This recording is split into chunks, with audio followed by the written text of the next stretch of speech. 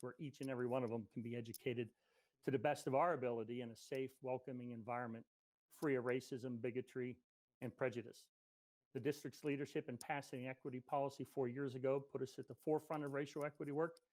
That leadership continues to be recognized, but for the sake of our students, it must continue to grow.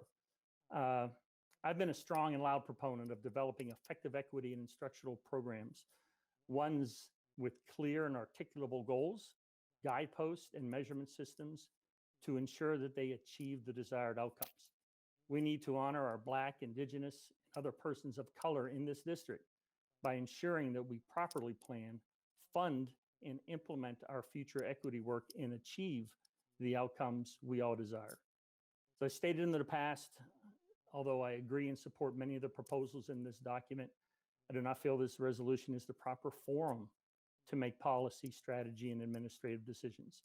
Any thoughts that I do not support equity and inclusion, the protection of Black lives, or the elimination of racism, bigotry, and prejudice do not reflect my intentions in my heart. Some may think I am falling on the sort of process. I disagree. I want to ensure that any actions we take have a strong foundation, are long-lasting, and are successful. Thank you. Corey?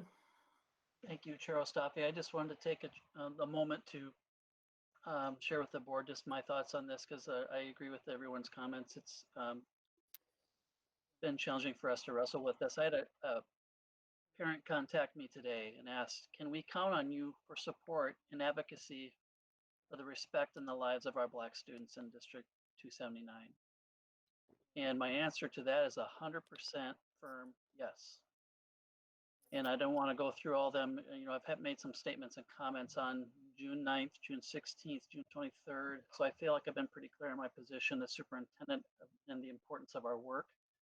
I do want to reiterate, I believe strongly our 3,500 employees work really hard every day to build those relationships we heard a lot about tonight with students and families, and to live out our core values and ensure everyone is treated with respect and treated equitably, and to advance our work to disrupt racism, eliminate those racial disparities that were referenced earlier, and ensure that each and every student experiences that respectful learning environment that so many of you have talked about, in which our students' racial and ethnic identity is valued and contributes to their successful academic outcomes.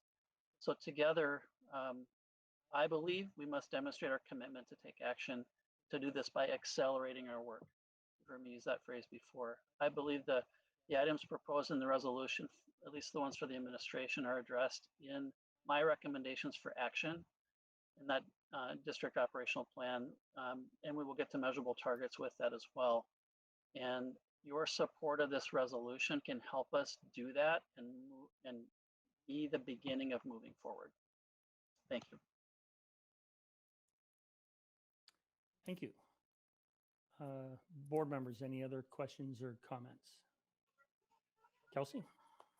You know, I would add, you know, just listening to everyone, I mean, part of the reasons, you know, a resolution is making a statement and taking a stand. And I think there is no right or wrong. So I think it's a judgment call, you know, and every colleague, every board member in any jurisdiction gets to make that call. And so I feel, you know, very strongly, you know, we talk a lot about engagement in our district.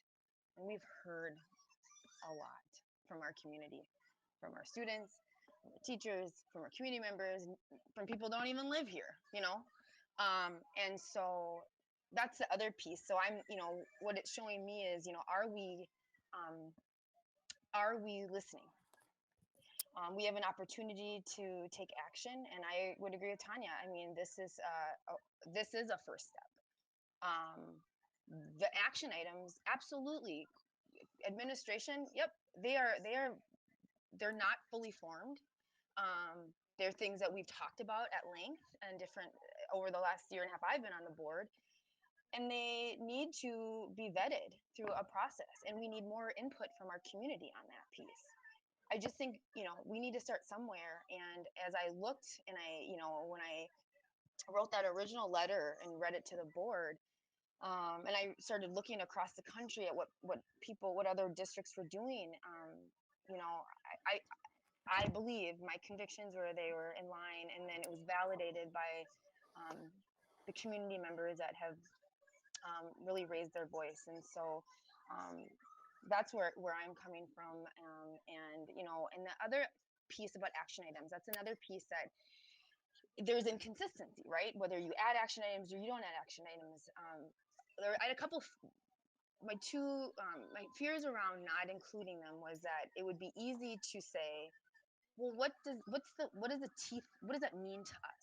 You know, how do you connect all of the things in the resolution to our district?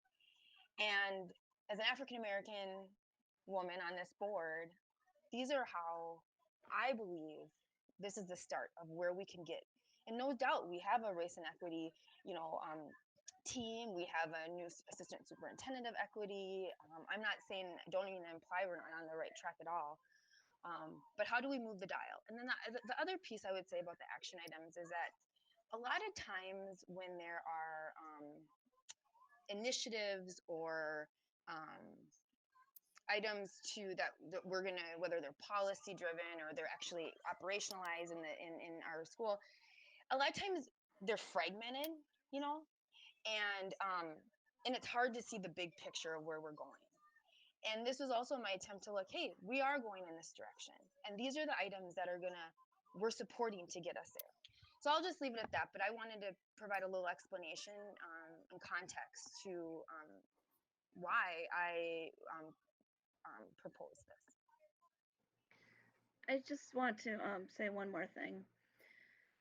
Since this resolution has been out um, in the board meetings, I have had people come to me to tell me stories that I don't think they were willing to tell before this resolution. I've had teachers come to me who have been doing their work who have said, oh my gosh, I'm so glad that we have leadership that supports this work. And so just making this statement with action items that truly are just beginnings, I think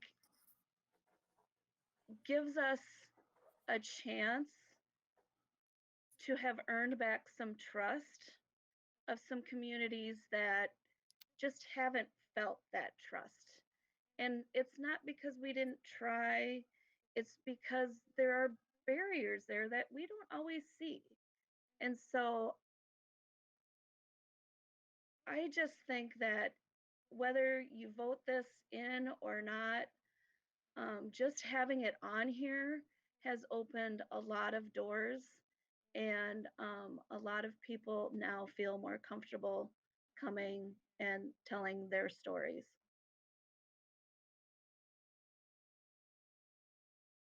Thank you, Jackie. Uh, I absolutely respect the work and effort and heart that went into uh, writing this and developing this and putting this out there.